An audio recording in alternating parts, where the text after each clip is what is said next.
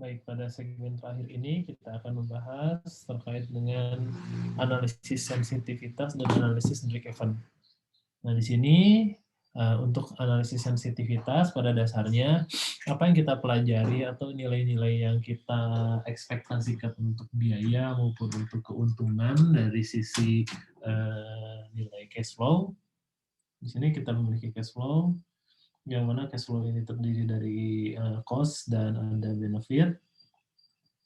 Nah, yang mana nilai benefit dan cost ini tentunya ada nilai-nilai yang kita aproksimasi atau nilai-nilai yang kita estimasi. Misalnya nilai-nilai untuk pendapatan kita estimasi kira-kira sebulan atau per tahun kita mendapatkan berapa.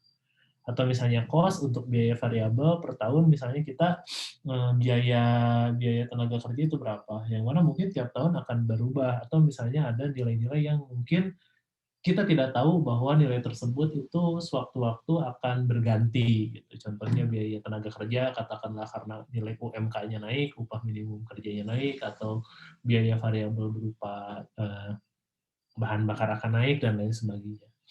Nah, kadang-kadang di sini nilai suatu proyeksi juga akan yang berubah tersebut akan secara signifikan berefek pada decision atau keputusan-keputusan yang kita buat.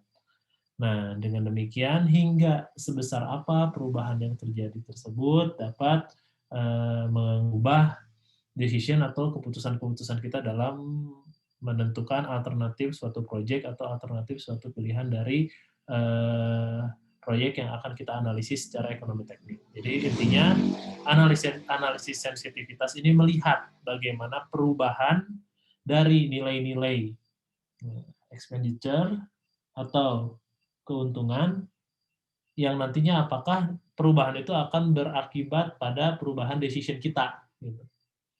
Dan sejauh mana sih variasi tersebut akan berefek pada decision yang akan kita buat. Nah, yang kedua, analisis yang akan kita buat adalah analisis break-even.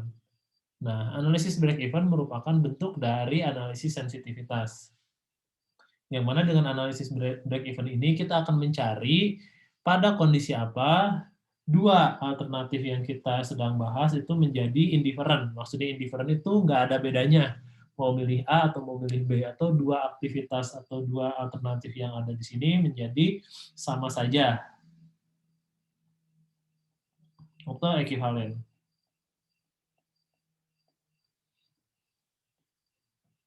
Nah, di sini salah satu aplikasinya adalah yang akan kita lihat pada slide selanjutnya, itu tentang konstruksi. Nah, misalnya di sini kita memiliki dua alternatif untuk membangun suatu kawasan, apakah kawasan yang akan dibangun dengan full capacity atau kita bangun dalam dua tahapan. Tahapan pertama dibangun pada saat ini, yaitu misalkan sekian persen pembangunan, dan sisanya akan kita bangun pada tahun ke N. Nah, tahun ke N dengan biaya pada tahun tersebut sebesar 120.000 US dollar. Jadi misalnya kita tahu pada tahun tersebut kita akan membangun suatu tambahan konstruksi sebesar 120.000 dengan lamanya N tahun dari sekarang. Nah, misalnya di sini kita memiliki ya dengan analisis present worth untuk full tahun ini kita memiliki nilai 140.000. Dan ketika dua stage kita memiliki nilai 100.000 pada saat ini dan 120.000 pada satu tahun tertentu yaitu N. Nah, untuk analisis break even adalah N berapa yang akan menyebabkan nilai dari present worth untuk dua stage ini dia sama dengan full stage ini. Jadi kita akan mencari tahu saat N berapa yang hasilnya itu nggak ada bedanya dengan kalian membangun pada tahun ini juga secara full. Nah, caranya kalian memetakan. Untuk setiap N, kalian petakan kalau misalnya N-nya 0 dan nilai present worth-nya berapa. Di sini ada di kisaran 220.000, karena kan kalian tinggal menambahkan 100.000 tambah 220.000.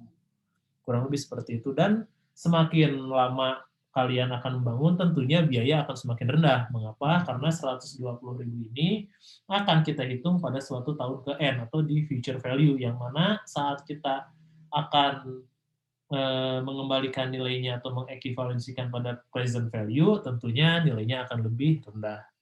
Nah, pertanyaannya pada tahun keberapa nilai si 120.000 ini saat dijumlahkan dengan nilai 100.000 pada saat ini sama dengan nilai 140.000 pada tahun ini saat kita membangun nilai full. Jadi kalian mencari nilai si horizon nilai atau full capacity-nya kalian tarik garis horizontal. Nah, di sini berarti ada pada tahun kisaran di sekitar 14 tahun lah ya, di sekitar sini. Nah, di sini berarti nilai pada N sama dengan sekitaran di 14 tahun, kalian akan menemukan dua alternatif ini tuh sama aja gitu. Nah, pertanyaannya berarti kalau misalnya kalian membangun 5 tahun lagi gitu ya, katakan pada tahun kelima, lihat di sini full capacity-nya kalian akan memiliki biaya sebesar 140.000 dan kalau membuat 2 stage kalian akan memiliki biaya sekitar lebih dari 140.000. Otomatis pada tahun di bawah tahun ke-15 atau sebelum tahun saat N kurang dari 15, tentunya kalian akan memilih lebih baik full capacity. Gitu. Kenapa? Karena hal ini akan membuat biaya yang kalian keluarkan lebih rendah. Nah, tetapi kalau misalnya dibangun 20 tahun yang akan datang atau N yang lebih besar daripada 15 gitu, yaitu di sini ya kalian akan mendapatkan nilai present worth yang lebih rendah gitu. Mengapa? Karena pada tahun ini nilai 120.000-nya tuh akan menjadi lebih rendah ketika kalian ekivalensikan pada tahun sekarang atau tahun ke-0, sehingga di sini nilainya akan lebih rendah.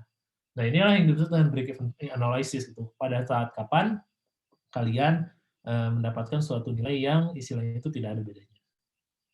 Nah, kemudian di sini break-even point-nya tadi kita sudah mendapatkan di kisaran 14. Contoh lainnya, misalnya kalian di sini memiliki 2 atau 3 alternatif misalkan proyek A, proyek dengan metode B, dan proyek dengan metode C. Nah, kalian di sini akan mencari nilai initial cost-nya berapa untuk proyek B yang nantinya mungkin dia bisa menjadi lebih preferable di antara A dan C. Nah, ini masuk akal juga gitu kalau kalian nanti misalkan ikutan tender suatu proyek dan proyek kalian itu ternyata mendapatkan suatu keuntungan melihat initial cost atau struktur cash flow dari proyek yang lain, kalian bisa melihat untuk kalian menang dengan harga yang murah, tentunya kalian harus punya initial cost berapa. Maka dari itu di sini bisa kita lihat yang pertama kita menggunakan analisis net present worth untuk mencari nilai pada saat ini kita memiliki nilai berapa. Nah, untuk pada yang A di sini kalian melakukan proses ekivalensi nilai 410 karena di sini uniform annual benefit kalian ekivalensikan pada tahun ini yang mana misalnya diketahui I-nya itu adalah 6% dan proses proyeknya itu dilaksanakan selama 20 tahun. Berarti 410 kalian kalikan dengan faktor bunga untuk masing-masing I dan N. Kemudian dikurangi nilai 2.000 yaitu cost yang kalian miliki pada saat ini untuk proyek A. Nah, bedanya untuk proyek B, kalian menjadikan nilai X-nya itu suatu variabel yang nantinya kita akan cari X berapa yang akan menghasilkan nilai agar proyek B ini menjadi lebih preferable di antara proyek C dan A. Dan terakhir, kalian untuk mencari proyek C dengan cara yang sama, kalian mendapatkan net present worth 3.029. Dengan demikian di sini tentunya untuk di antara 4 atau 3 proyek ini sementara kalian pasti akan memilih proyek C kan, karena proyek C akan mendapatkan nilai present worth yang lebih besar dibandingkan yang A, yang mana nilainya sudah diketahui, yaitu 3.029. Nah, namun demikian di sini kalian memiliki satu alternatif B yang nilai initial cost-nya itu masih bersifat variabel, yang mana di sini bisa kita pastikan nilai cost-nya bagaimana caranya agar dia lebih atau dia bisa menjadi alternatif yang lebih baik daripada nilai B. Tentunya di sini kita menginginkan nilai NPWB lebih besar daripada NPWC agar diterima. Maka dari itu kita substitusikan untuk masing-masing nilainya 7.329 dikurangi X lebih besar sama dengan 3.029. Maka dari itu kita akan mendapatkan nilai X kurang dari sama dengan 4.300. Nah, ini berarti kalian apabila ingin memiliki project B, yang mana project B-nya menjadi preferable atau akan dibeli, nah tentunya nilai project B harus memiliki cost yang kurang dari sama dengan 4.300 gitu. Jadi project B akan dipilih saat cost-nya kurang dari sama dengan 4.300. Nah, secara grafik kita bisa lihat bahwa nah ini tentunya Untuk nilai yang biru yang di atas kita memiliki NPW untuk C ya, di sini ini NPW C. Karena dia net present worth-nya lebih besar daripada yang NPW A di sini. Nah, untuk break even analysis, kalian tadi mencari nilai C-nya berapa yang dia memiliki nilai keuntungan yang lebih besar daripada C. Jadi antara C dan A, otomatis kalian milih yang C. Karena di sini nilai C, si present worth-nya lebih tinggi daripada net present worth A. Nah, sekarang agar nilai kalian yang B-nya diterima, otomatis kalian harus mencari suatu nilai di area yang saya nyerahkan ini, agar nilai kalian atau yang B itu bisa diterima ya. Nah, otomatis nilai di sini harus bersesuaian dengan nilai si 4.300 tersebut gitu ya. Itu ada di sekitar sini ya mungkin ya. Nah, di sini itu nilainya kalian harus ada ke sebelah kiri. Nah, kemudian apabila kalian memiliki suatu nilai atau nilai B-nya dia lebih dari 4.300 atau dia ada di area yang saya hitamkan ini, tentunya pada bagian ini kalian akan memilih alternatif yang C. Nah, itulah yang disebut dengan break-even analysis. Jadi kalian mencari pada saat kapan nilai X ini menjadi suatu nilai yang lebih preferable atau indifferent dengan satu nilai yang diterima di awal. Nah, kemudian kalian mencari untuk mendapatkan atau untuk menjadi proyek yang lebih bisa didapatkan atau diunggulkan, kalian harus memiliki nilai minimal nilai cost-nya berapa. Jadi di sini kan kalian bisa memilih ya nilai cost-nya 4.300 ya katakanlah jadi 4.200 pun kalian sudah menang. Kemudian di sini break even analysis juga bisa kita lihat konteksnya dalam tadi untuk masalah si proyek pemerintah dalam membuat jalan, misalkan jalan yang belok ke kanan dan jalan yang belok ke kiri. Nah, di sini awalnya kita melihat untuk proyek ini katakanlah ada 15 tahun. Jadi kalau kembali lagi ke awal, di sini kita memiliki nilai N-nya itu, nah proyek useful life-nya ada 15 tahun untuk jalan tersebut. Namun di sini kita ingin mencari sebetulnya kapan si proyek, kan tadi kita saat N-nya sama dengan 15 ya, kita memilih si right gitu ya. Nah, saat proyeknya atau useful life-nya menjadi berapa tahun, mungkin si left turn lanes-nya itu atau yang belok kirinya dia menjadi lebih preferable. Nah, di sini juga kita bisa melihat untuk mencari nilai N berapa tahun yang nantinya akan mengubah decision kita yang asalnya kita memilih si project yang belok kanan menjadi project yang belok kiri. Nah, dengan demikian di sini salah satu variabel yang kita ubahnya adalah variabel N atau variabel useful life dari si project-nya. Nah, di sini kita bandingkan untuk NPWR dan NPWL, yang mana NPWR di sini net present worth-nya kita punya cost-nya sama, min 8,9 dan 0,9, terus juga di sini kita memiliki keuntungan dari sisi annual benefit 1,6 dan maintenance-nya yang kita anggap sebagai cara untuk kita mendapatkan keuntungan yang kita ekivalensikan dalam bentuk present. Nah, kemudian sama untuk yang L-nya, di sini kita berarti pola pikirnya sebagai private ya. Di sini kita lihat yang L juga sama, kita mencari nilai N. Nah, di sini yang kita lakukan adalah kita petakan untuk setiap masing-masing N apa yang terjadi. Nah, kita bisa melihat ada dua kurva dalam satu grafik ini. Lihat, di sini ada life project and years, nilai yang ingin kita cari, dan hasil setiap N tersebut, yaitu nilai NPW. Nah, cara bacanya begini. Yang pertama, pada saat kapan masing-masing project dapat mulai menghasilkan keuntungan. Berarti yang pertama kita mencari nilai N yang akan memberikan keuntungan atau mulai memberikan keuntungan untuk right turn sama left turn. Nah, di sini untuk mencari nilai N yang dapat memberikan keuntungan, kita bisa melihat kapan atau titik temu si kurva masing-masing si right dan left itu dia melebihi nilai NPW-nya 0. Nah, di sini dia break even untuk si right karena dia pada saat umur sekitar 12 tahun nilai NPW-nya, nah di sini ketika kita tarik garis udah mulai melebihi 0. Gitu. Jadi di sini break even untuk right turn lanes.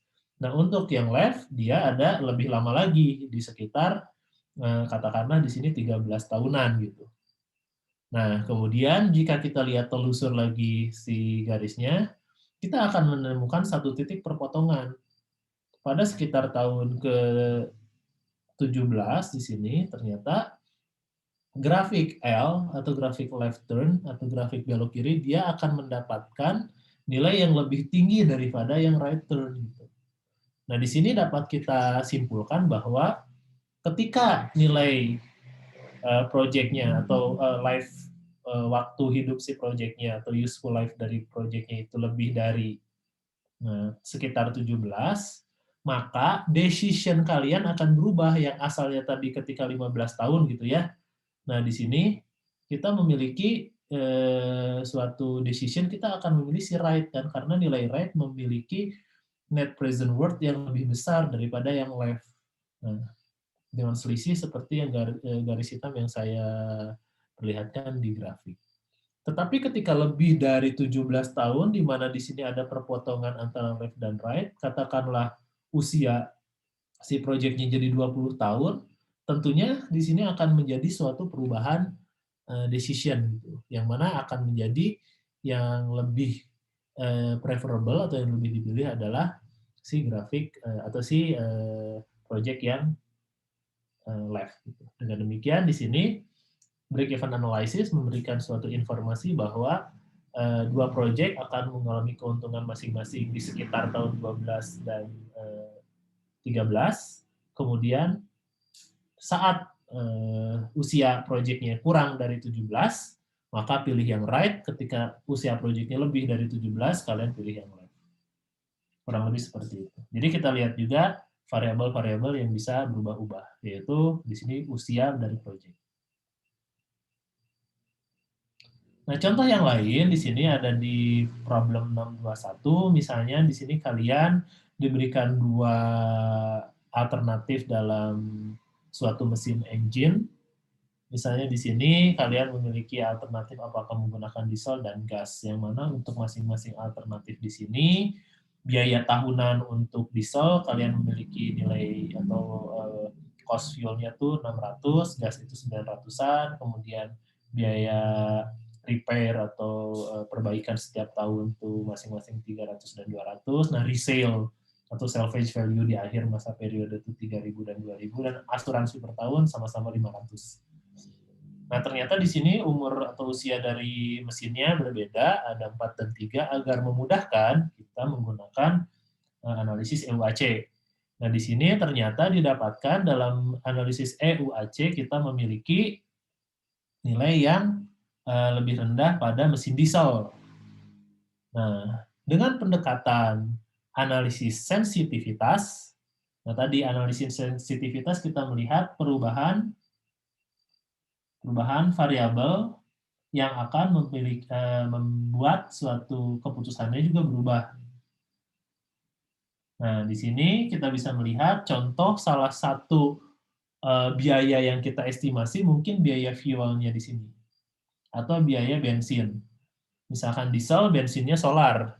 Solar mungkin ada kemungkinan biayanya tuh akan berubah kan. Nah, pada titik apa nilai solar ini dia akan menjadikan perubahan yang asalnya kalian beli mesin diesel menjadi mesin yang berbasiskan gas gitu. Nah, pada saat kapan atau pada saat harga si solarnya berapa yang akan menyebabkan kalian berubah pilihannya yang asalnya diesel jadi gas. Nah, yang perlu dilakukan di sini adalah kalian melakukan uji analisis sensitivitas, yang mana di sini memperlihatkan kenaikan untuk bahan bakar dieselnya gitu. Nah, di sini bisa kita lihat bahwa nilai 685,71 ini adalah kebutuhan bahan bakar selama 1 tahun. Otomatis di sini kalau misalnya kita melihat per liternya ya dibagi saja. Di sini ada misalnya harga awal dieselnya 0,48 sen. Berarti di sini 0,48, sehingga kita akan mendapatkan biaya per liternya ya suatu nilai nanti untuk berapa istilahnya tuh si konsumsi dalam 1 liternya gitu. konsumsi dalam 1 tahun berapa liter.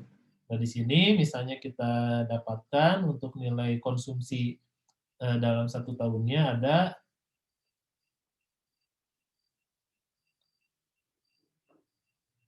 sekitar 14.428,68 liter.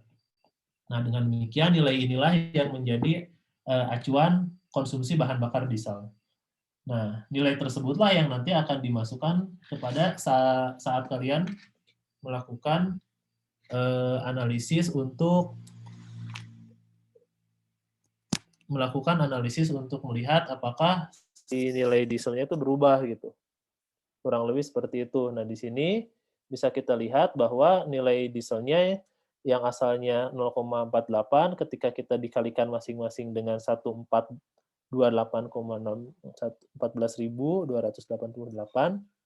Nah, di sini liter kalian kalikan masing-masing, EUAC-nya tentunya akan berubah dan nilai EUAC-nya tentunya akan menjadi lebih mahal gitu. Cost-nya akan menjadi lebih mahal gitu. Dan ternyata saat nilai diesel cost-nya menjadi 0,75, di sini kalian mendapatkan cost-nya menjadi 5.000. Nah, otomatis di sini nilai EUAC-nya menjadi lebih besar daripada nilai gas. Jadi pada saat diesel cost atau bensinnya menjadi 0,75, kalian mendapatkan perubahan decision yang asalnya diesel menjadi gas. Hal ini juga berlaku sebaliknya. Misalnya kalian di sini ingin mengetahui nilai berapa atau saat resale-nya memiliki nilai berapa yang akan menyebabkan si nilai gas ini akan menjadi lebih preferable karena mungkin ya mesin gas dia bertahan lebih lama atau membuat nilainya tuh dia tidak terlalu jatuh. Nah, misalnya nilai resale gas kita awalnya 2.000. Nah, pada saat berapa nilai resale gasnya akan membuat keputusan kalian berubah menjadi membeli gas daripada diesel gitu. Nah, ternyata di sini pada nilai 4.200 kalian memiliki nilai EUAC pada sekitar 4.780 yang mana nilai ini membuat nilainya lebih kecil daripada EUAC untuk diesel. Oke. Dan terakhir di sini what if analysis. Sederhananya, ketika kalian memiliki suatu nilai estimasi gitulah, katakanlah kalian memiliki suatu kasus dengan biaya awalnya 70.000, terus juga kalian melakukan penjualan sebesar 1.200 unit per tahun dengan revenue-nya itu 28 selama 8 tahun, interest rate-nya 12, kira-kira kalian akan mendapatkan keuntungan berapa gitu. Nah, di sini ternyata untuk estimasi yang awal, kalian mendapatkan revenue-nya 30.000, present worth benefit-nya sekitar 149.000, dan cost-nya 70.000. Nah, kalian akan mendapatkan suatu kesimpulan, ini menguntungkan karena nilai benefit cost ratio-nya lebih dari 1. Nah, tapi kan tadi, karena ini merupakan suatu estimasi gitu ya, kalian mengestimasikan 1 tahun kalian jualan dapat 1.200. Nah, pertanyaannya gimana kalau ternyata ya jualan kalian tidak begitu laku gitu. Ada adjustment sebesar minus 20% gitu, karena mungkin kalian nggak terlalu optimis di awal melakukan estimasinya. Nah, ternyata dengan adjustment-adjustment tertentu, di sini what if analysis membuat suatu kesimpulan bahwa nilai BCR kalian akan menjadi 0,96, sehingga proyeknya tidak terlalu menguntungkan. Oke, sekian untuk penjelasan what if analysis dan untuk penjelasan sensitivitas serta break even analysis.